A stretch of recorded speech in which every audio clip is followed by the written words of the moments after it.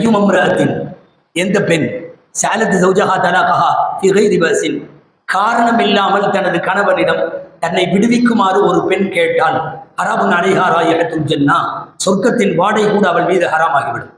சொர்க்கத்தின் வாடை கூட ஹராமாகிவிடும்.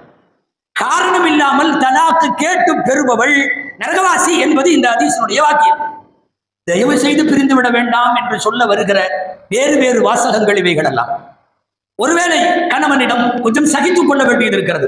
அவனிடமிருந்து சில அசௌகரியங்கள், பொருளாதார பற்றாக்குறைகள், உடல் ரீதியாக சின்னஞ்சிறிய குறைபாடுகள், குழந்தை வளர்ப்பில் அவள் எதிர்கொள்ளுகிற சவால்கள், ஒரு கூட்டு குடும்பத்தில் அவள் சந்திக்கிற சில பிரச்சனைகள், இதோடு சேர்ந்து ஒரு மருமகள் அல்லது ஒரு மகள் ஒரு குடும்பத்திலே அவள் வாழுகிறாள், சகித்துக் கொள்ளுகிறாள். நபிமொழிகள் அவளுக்கு சான்று பகிர்கிறது.